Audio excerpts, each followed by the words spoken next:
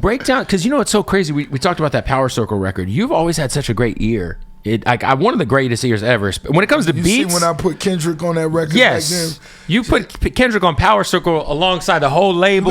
Sally, I'm down. Gunplay. I'm down in Miami, all the way on the other side of the map. But it's just certain things I could watch. It's certain things that I understand.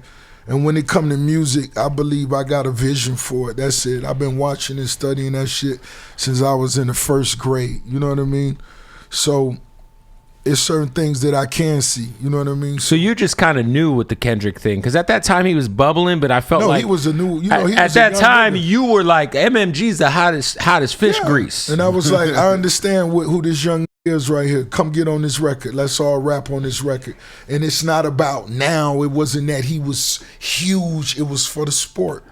Yep. Yeah, and it was for the sport. I'd like to give a shout out to Gunplay for having one of the greatest verses of all time. Gunplay always Cartoons and Cereal. Oh my god! Yeah. No, Cartoons and Cereal is different. Oh my god, Cartoons and Cereal is fucking different. Gunplay got a lot of. He got off on Kendrick on that. What did he say? It's all I can see now. I will not be Nina. Yeah, he went in on that. Oh yeah. Shout out to Gunplay. How's Gunplay doing, dog? One of the most underrated rappers of all time. No, he not. Niggas know what time it is. No, I know, but I'm talking about when it comes to the big talks, he's underrated, bro. Niggas know what time it is with Gunplay. Bible on a dash. Yeah.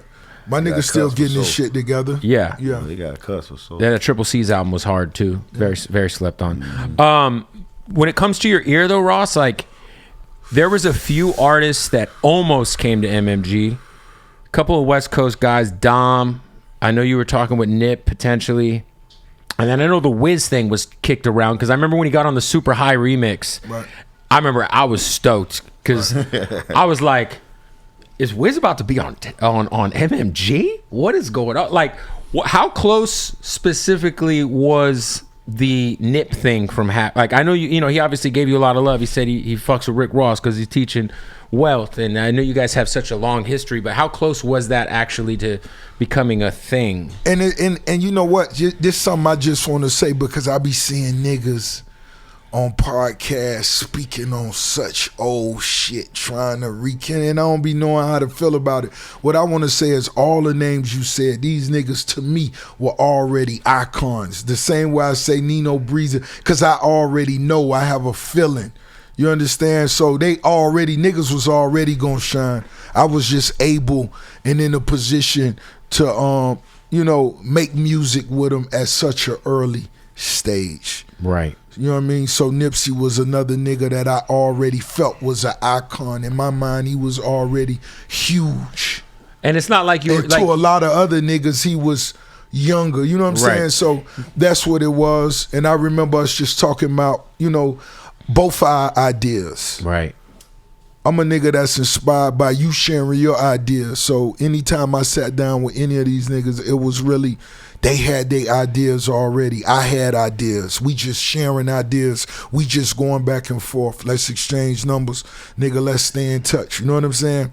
So that's what it was. Shout out to Dom Kennedy, R.I.P., the Nip. The marathon still continue, you know what I'm saying? What? Wiz, I flew him. I flew Currency down. I told them niggas really just come down. Currency was another one, yeah. Yeah, I flew him down. And both of them niggas was already shining. Oh, and they were obviously killing the mixtape game at that time. I just said, come down here, let's smoke some good weed. I got a good weed plug. Yeah. You know what I'm saying? They flew down, nigga, we jumped in the Benz and we just went. We went, smoked weed, got tattoos, shit like that. Nigga just ate good, real nigga shit.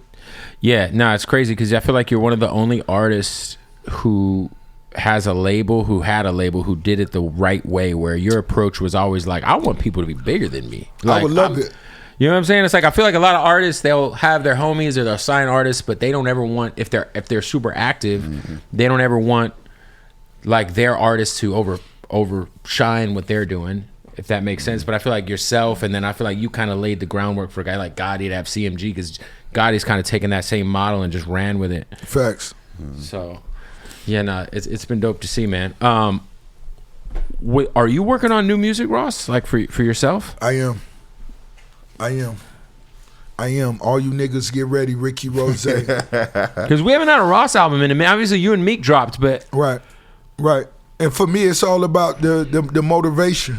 And once again, it's the challenge.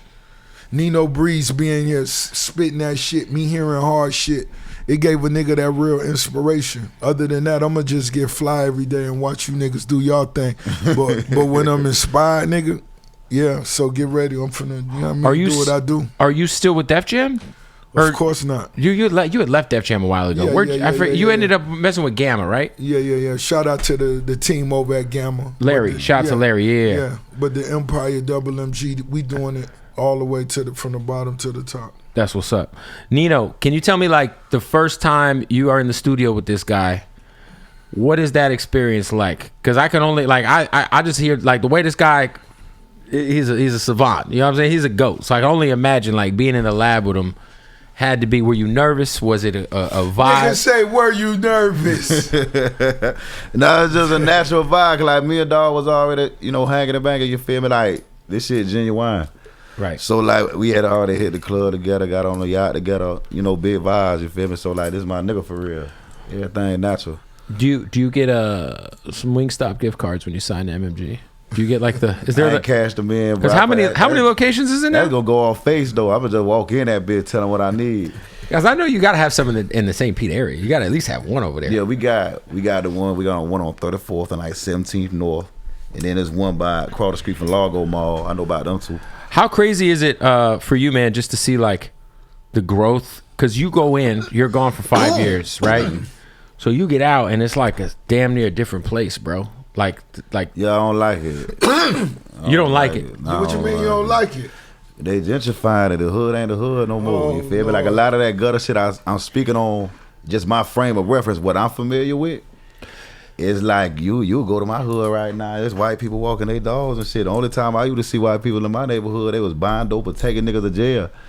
You know what I'm saying? So it's just like, it ain't that part that I miss, but it's like, you just got like aunties and grandmas who grew up and they was used to working for the city, driving buses, whatever it is they do, and that was enough for them to stay where they're at. Yeah, that was enough for them to sustain themselves. That was enough for them to like have a family get together, look out for the jits and shit like that, and all of a sudden it ain't good enough no more. And then they don't have the skills or like the opportunities to like really get it together, so they're just pushing niggas out the way.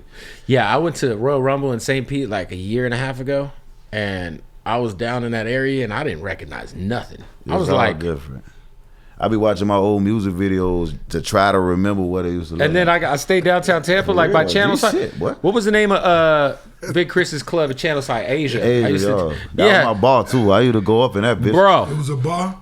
No, there's a club called Asia. So I was out there with Odd Socks doing some shit. And they put do hoes drink more in the bar than they would in the club? I don't know. That's a good question. I ain't gonna lie. The bar motion, that's different. You getting straight to it. I like the bar. Yeah. I'm a bar over. Do we have a bar in Miami? Definitely the Ghost Ball. There's bars everywhere.